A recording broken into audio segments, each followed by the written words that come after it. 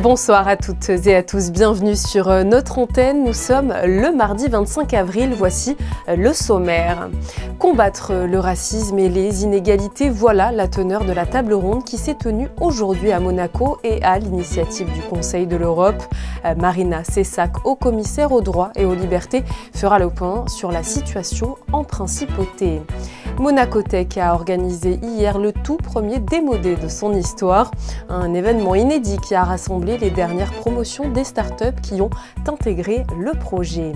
Et puis nous prendrons la direction de l'Hôtel des Ventes où se tenait une journée d'expertise de bijoux et de montres, un événement organisé dans le cadre de la vente de prestige qui aura lieu en juillet prochain. Le célèbre acteur français Richard Anconina sera notre deuxième invité dans ce journal. Il fait en effet partie du jury du 20e Monte Carlo Film Festival de la Comédie Rencontre. Et pour finir, on vous fera découvrir la conférence du compositeur Julian Anderson. Il était hier soir à Monaco devant des passionnés de musique pour parler de sa composition intitulée Exil. Une table ronde s'est tenue aujourd'hui en principauté entre la Commission européenne contre le racisme et le Haut-Commissariat monégasque à la protection des droits et des libertés. Quel était le but de cette réunion et où en est Monaco quand on suivit des recommandations du Conseil de l'Europe? Pour justement approfondir tous les points qui ont été évoqués, nous accueillons Marina Cessac. Bonsoir. Bonsoir Julia. Alors quelles ont été justement les thématiques abordées à l'occasion de cette réunion qui vient de se terminer? Les thématiques étaient celles qui ont été sélectionnées par l'ECRI à la suite du rapport relatif à la principauté de Monaco qu'ils ont rendu en juin 2022. Et les thématiques sélectionnées étaient plus particulièrement les politiques d'inclusion qui concernaient donc les personnes LGBTI, les personnes étrangères en principauté de Monaco, et également la situation de l'organisme de promotion de l'égalité à Monaco, qui est donc le Haut Commissariat, et également le sujet de la lutte contre les discours de haine, notamment en ligne. Ce rendez-vous était en quelque sorte une manière pour le Conseil de l'Europe de prendre le pouls sur la situation actuelle en principauté, c'est bien ça? C'est un peu une étape. Avant de rendre de nouvelles recommandations sur le suivi donc, du rapport, sur la bonne exécution des recommandations du rapport. Rappelez-nous d'ailleurs les différentes missions qui incombent au commissaire des droits et des libertés que vous dirigez. Nos missions sont la lutte contre les discriminations. C'est d'ailleurs pour cela que l'ECRI nous a demandé de co-organiser cet événement. Et c'est aussi la défense des droits des administrés dans leur rapport avec les autorités. Quels sont les sujets pour lesquels vous êtes justement le plus souvent sollicité ? En ce qui concerne la lutte contre les discriminations, ce sont les questions de santé, les questions de sexe, les questions d'origine. Voilà, ce sont les trois principales et après tous les autres sujets se répartissent à peu près de manière égale. Est-ce que vous ressentez que la principauté doit encore s'améliorer dans certains de ces domaines ? Ah, bien sûr, de toute façon, la situation de la société évolue, le droit évolue aussi à l'étranger, dans les instances internationales et à Monaco. Donc en fait, c'est une adaptation qui est constante, mais je pense que les institutions monégasques ont tout à fait les capacités de s'y adapter et le type d'exercice que nous avons réalisé aujourd'hui est un bon exemple de ce qui peut être fait. Et donc, nous sommes reconnaissants à l'ECRI de nous avoir offert cette opportunité. Merci beaucoup à vous, Marina Cessac, de vous être rendue disponible pour répondre à toutes nos questions. Merci à vous. Je vous le disais en titre, Monacotech vient d'organiser le démodé avec les startups qu'elle soutiennent. Alors, que représente cet événement? Les éléments de réponse avec Christine Datomel sur des images de Jean-Alexandre Dordet. Un événement important pour Monacotech puisqu'il s'agit du Démodé, un événement qui rassemble la dernière promotion des startups qui, au bout de 2 mois, présentaient l'avancement de ces projets devant un jury. Le même jury qui les avait sélectionnés courant mars alors qu'elles étaient au départ 55. Ce sont donc les 3 jeunes startups sélectionnées qui pitchaient pour ce Démodé. Je suis le fondateur de GrosGenix, qui est une société qui s'occupe du désastre écologique des sargasses, principalement dans les Caraïbes. C'est là où nous avons le plus d'activités. Et nous récoltons ces algues sargasses pour les transformer en un compost qu'on utilise après dans des projets en agroforesterie. Alors, en ce moment, il y a très peu de transformation de ces algues et nous combinons avec les déchets organiques pour en faire un produit qui aide à l'agriculture, qui aide les communautés. Et nous travaillons beaucoup avec les pêcheurs dans les différentes régions. Ma start-up s'appelle Ethic et c'est un projet qui s'oriente vers le yachting. Nous aidons l'industrie du yachting à réduire son impact sur l'environnement, notamment en leur permettant de communiquer leurs actions au public. Le yachting a une très mauvaise image, notamment en termes de pollution. Il faut savoir qu'on aimerait vraiment que les gens puissent continuer à travailler dans le yachting. Ça permet énormément d'employés d'avoir du travail, notamment à terre. L'industrie du yachting est très très grosse. Donc l'objectif étant de pouvoir continuer de travailler dans le yachting, de pouvoir continuer à naviguer sur les bateaux en réduisant leur impact sur l'environnement, en fait, tout simplement. Monacotech et l'ensemble de la communauté monégasque est, selon moi, l'endroit de prédilection pour notre activité parce que c'est le site mondial où il y a le plus de support pour tout ce qui est océan. C'est la raison pour laquelle nous nous sommes établis ici. Monacotech, ça a été une très belle expérience, justement, je crois qu'ils ont une très belle équipe qui nous aide beaucoup à progresser dans notre démarche. En général, les startups, ce sont des projets qui n'existent pas. C'est vraiment le développement de tout nouveau projet. Il y a énormément de doutes et on se sent très très seul. Et donc ici, de faire partie de Monacotech nous permet de nous sentir beaucoup moins seuls et d'avoir des personnes qui pourront répondre à nos questions quand on en a. Ensuite, Monacotech continuera à accompagner ces projets pendant 15 mois supplémentaires. On va continuer à les accompagner dans la structuration du projet, le développement, la constitution des équipes, jusqu'à in fine la création d'une société à Monaco bien sûr, jusqu'à in fine la levée de fonds.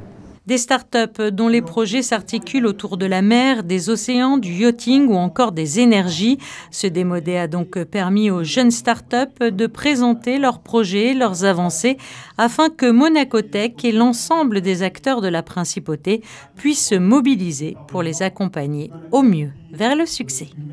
Aujourd'hui se tenait la journée d'expertise de bijoux et de montres à l'Hôtel des Ventes de Monte-Carlo. Une journée organisée dans le cadre de la vente de prestige qui aura lieu en juillet prochain au Monte-Carlo Bay. Un reportage d'Anaïs Riu et de Alexandra Marongoni. Regardez. C'est au cœur du prestigieux Hôtel des Ventes de Monte-Carlo que les particuliers ont gracieusement pu faire expertiser leurs montres et bijoux de valeur. Et pour les plus chanceux, convenir de la meilleure affaire qui permettra à l'objet d'exception d'être ensuite revendu aux enchères. Les gens viennent, apportent leurs bijoux, on leur fait les estimations qui correspondent au prix moyen du marché de l'occasion. On leur explique qu'on a différentes sortes de ventes, des ventes de prestige 2 fois par an, dont la prochaine au mois de juillet, des ventes intermédiaires qu'on appelle bijoux de charme, où il y a des choses un peu moins importantes, et pour les petits bijoux, les ventes en ligne. Rareté, ancienneté et qualité des pierres, chaque détail compte aux yeux des experts pour estimer le prix le plus juste et proche du marché de l'occasion. Les gens amènent leurs bijoux, on les regarde soigneusement et on leur donne les estimations. S'ils sont d'accord avec les estimations, ils les déposent. S'ils rêvaient un peu sur le prix, ils les reprennent, bien sûr. Pour les saphirs, les diamants, les rubis, c'est bien, si ce sont des pierres importantes, de les faire vérifier par un laboratoire, ce qui fait qu'au moment de la vente, l'acheteur sait exactement ce qu'il achète. Les experts en joaillerie peuvent également se déplacer à domicile ou bien encore directement dans les coffres-forts des banques, et ce jusqu'en juillet, prochaine date de vente aux enchères de montres de collection et bijoux importants au Monte-Carlo Bay. Le Monte Carlo Film Festival de la comédie conçu et dirigé par Ezio Greggio a lieu cette semaine en Principauté. Le jury de cette 20e édition est présidé par l'acteur et réalisateur italien Giancarlo Giannini.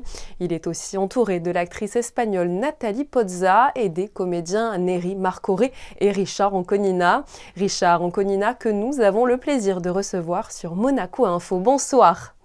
Bonsoir. Alors faire partie du jury cette année, qu'est-ce que cela représente pour vous finalement? Écoutez, c'est toujours agréable de faire partie d'un jury, de découvrir des films, des auteurs, des nouveaux metteurs en scène. Et voilà, ça fait partie, entre guillemets, de notre métier. C'est une immersion pendant 5 jours. On voit beaucoup de films. Et je trouve ça très agréable de voir des films dans ce contexte-là. Il y a la mer, il y a le climat. Et je suis ravi d'être là, voilà. Et j'en vois pas beaucoup des films en général. Hein. C'est vrai? Je vais pas beaucoup au cinéma. Non, je suis pas cinéphile du tout. C'est paradoxal parce que vous n'avez pas le temps ou parce que vous vous consacrez? Non, parce que vous savez, c'est la démarche d'aller dans la grande salle. Donc si c'est vraiment des films qui nécessitent l'écran énorme, oui, mais sinon on a des beaux écrans aujourd'hui à la maison. Il y a des plateformes extraordinaires avec des milliers et des milliers de films.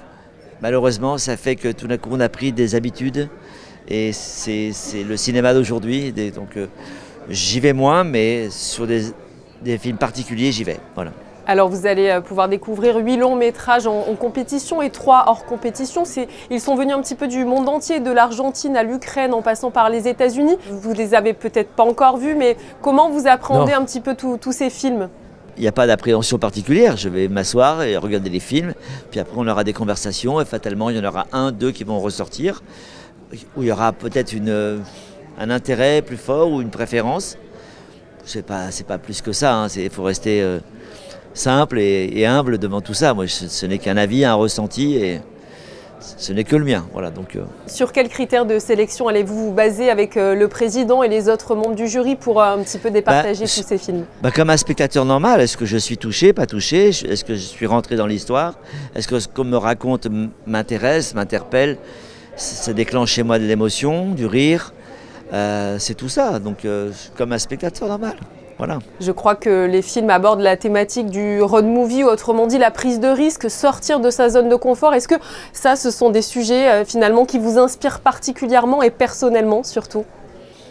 Je vous dis, l'important c'est d'être touché. Voilà. La prise de risque, c'est des mots qui sont particuliers pour moi. Quand tu fais le métier que tu aimes avec passion, c'est ta passion, que tu l'exerces, que tu as la chance de l'exercer, je ne vois pas où est le risque. Franchement, il y a des choses dans la vie, des métiers dans la vie, des situations économiques dans la vie qui sont beaucoup plus risquées. C'est vrai que ces films sont à retrouver gratuitement au Grimaldi Forum à Monaco. Ce festival permet donc aussi de rendre accessible à toutes et tous la culture cinématographique. On en parlait, mais ça c'est vraiment primordial. Bien sûr, que le cinéma soit accessible au plus grand nombre. Merci beaucoup à vous, Monsieur Anconina, d'avoir été présent avec nous sur Monaco Info. Merci à vous. Et je vous informe que la remise des prix de ce 20e Festival de la Comédie aura lieu lors de la prestigieuse soirée de gala ce samedi 29 avril au Grimaldi Forum, en présence du Prince Albert II, des membres du jury et de nombreux autres invités. Ce matin, la Société des Bains de Mer a remis un chèque de 41 000 € à l'Institut océanographique pour la protection des océans, en présence de Stéphane Valéry, le président délégué de la SBM, de Robert Calcagno, le directeur général de l'Institut océanographique et de nombreuses autres personnalités. Cette donation intervient dans le cadre du programme d'animation Sea is Green déployé par la SBM depuis le 10 mars dernier pour sensibiliser sa clientèle à la cause de l'océan. Initialement programmée jusqu'au 30 avril, la galerie de toiles de Jean-Pierre Rive restera pourtant accrochée au mur de la collection de voitures du Prince Albert II jusqu'au 30 mai. La raison, les œuvres de l'ancienne star du rugby ont séduit les organisateurs de la Fashion Week qui veulent les avoir dans leur décor pour le catwalk. Les puissants prototypes Bugatti resteront eux aussi. Profitez-en donc pour aller encore les admirer. Dans le cadre de sa 100e saison des conférences, la Fondation Prince-Pierre organisait hier soir une rencontre avec son président du conseil musical, Julian Anderson, une intervention autour de sa dernière composition nommée Exil. Yannick Debever et Alexandra Marangoni y étaient. Devant des passionnés de musique contemporaine, Julian Anderson raconte. Il raconte l'histoire de sa dernière œuvre intitulée Exil, un oratorio inspiré de ses influences personnelles et qui se veut être un carrefour culturel. J'ai connu plusieurs exilés dès mon enfance à Londres. C'était des exilés de Hitler, des Juifs fuis de Hitler. Et aussi des Hongrois, des Tchèques, fuis des dictatures des Roumains, des dictatures diverses. Alors, ça m'a beaucoup enrichi. Cette œuvre-là, c'est un hommage à eux. Anglais, français, tchèque, hébreu et allemand enrichissent l'œuvre du président du conseil musical de la Fondation Prince-Pierre. Son engagement est de démontrer la puissance de la culture qui, par elle-même, devient une résistante en temps de guerre. Nous étions en dialogue avec cette organisation pour une commande.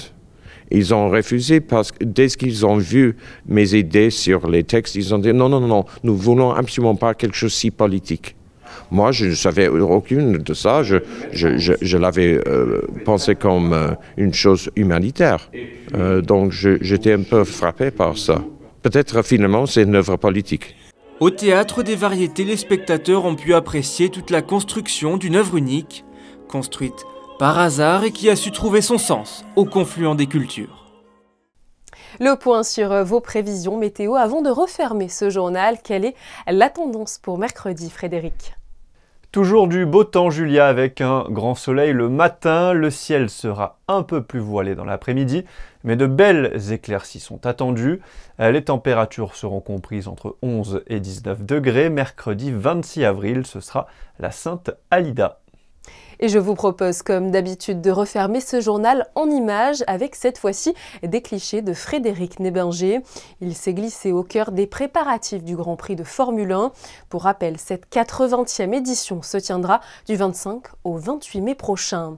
C'est déjà la fin de ce journal. Je vous donne rendez-vous demain pour un nouveau point complet sur l'actualité. Passez un très bon moment sur notre antenne.